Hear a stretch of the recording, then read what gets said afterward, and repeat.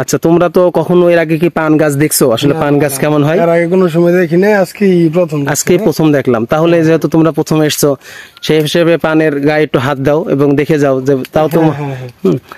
আসসালামু আলাইকুম। আজকে আমি আপনাদেরকে এমন এক জায়গায় নিয়ে যাব যে পানের বরজ, আসলে যেটা আমরা বিশেষ করে যারা চুয়াডাঙ্গা জেলার বাইরে বা অন্যান্য জেলাও পান আছে, কিন্তু বিশেষ করে যারা ঢাকা সাইডে আছে তারা কিন্তু অনেকেই জানে না যে আসলে পান বরজ কেমন, বা পান শুধু খায় কিন্তু পান বরজ কেমন, বা পানটা আসলে যে গাছটা হয় সেই গাছটা কেমন, সে গাছটা আসলে লতা জাতীয় গাছ নাকি মোটা কোনো গাছ। তা এই সম্পর্কে হয়তো যারা জানেন না তারা আজকে জানতে পারবেন, এবং ভিডিওটি দেখতে থাকুন। আর সব থেকে আপনাদের জন্য একটা সারপ্রাইজ আছে, সেটা হলো আমার দুই ভাগ্নে, তারা ঢাকাতে থাকে, ঢাকা গাজীপুরে। তারাও কিন্তু জানে না যে আসলে পান গাছ কেমন হয় বা পানের বরজটা কেমন হয়। তা আমরা সে পান গাছ এবং পানের বরজ দেখাবো, তার সাথে আমার ভাগ্নেদের আপনাদেরকে দেখাবো।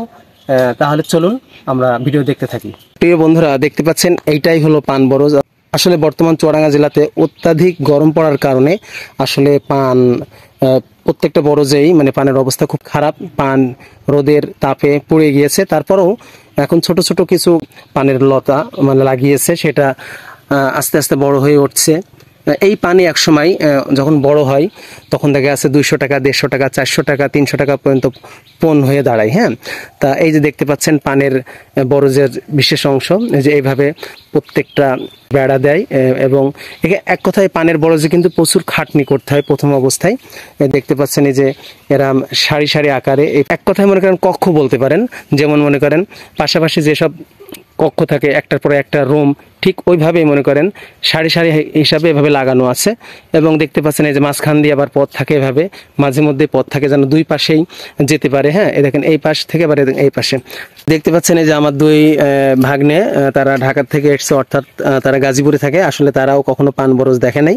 পান বরজ এবং পান গাছ কেমন হয় এর জন্য আমাদের চুয়াডাঙ্গাতে এসছে বেড়াইতে, এবং সেই ইয়েতে আমিও তাদেরকে পান বরজের ভিতরে নিয়ে চলে আসলাম পান দেখানোর জন্য। আচ্ছা আব্দুল্লাহ। হ্যাঁ মামু। আচ্ছা, তোমরা তো কখনো এর আগে কি পান গাছ দেখছো? আসলে পান গাছ কেমন হয় এর আগে কোনো সময় দেখি নাই, আজকেই প্রথম দেখলাম। তাহলে যেহেতু তোমরা প্রথম এসছো, সেই হিসেবে পানের গায়ে একটু হাত দাও এবং দেখে যাও যে তাও তো।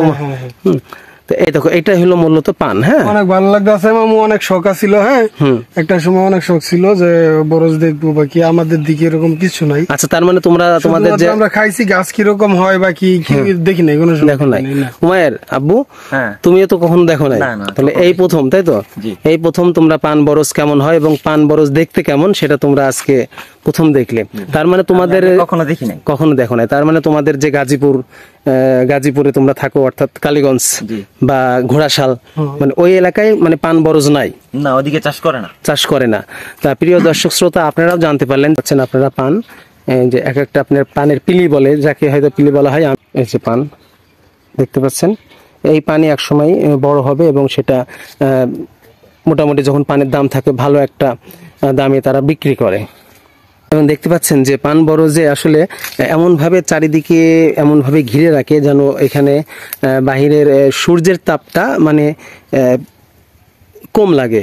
বেশি সূর্যের তাপ লাগলে হয়তো আপনার পান পুড়ে যাওয়ার সম্ভাবনা থাকে, যার কারণে এখানে মনে করেন চারিদিকে ঘিরতে হয়। এবং এদের জিয়েল গাছ বলেন অথবা বাঁশের কুঞ্চি বলেন, এইসব দিয়ে মনে করেন লাইন তৈরি করে, যাকে পিলি বলা হয়। পিলি তৈরি করার পরে তারপরে আবার মনে করেন উপরে কিন্তু ছাউনি দেয়। হ্যাঁ, যেভাবে ভরে যেভাবে ছাউনি দেয় সেভাবে ঠিক ছাউনি দেয় যেন উপরের থেকে আপনার রোদের আলোটা না লাগে। তা প্রিয় বন্ধুরা, আমাদের ভিডিওটা কেমন লাগবে অবশ্যই আপনারা কমেন্ট করে জানাবেন, লাইক করতে ভুলবেন না, এবং পেজটি ফলো করে সাথেই থাকবেন। সকলে ভালো থাকুন, সুস্থ থাকুন। আসসালামু আলাইকুম ওয়া রাহমাতুল্লাহি ওয়া বারাকাতুহু।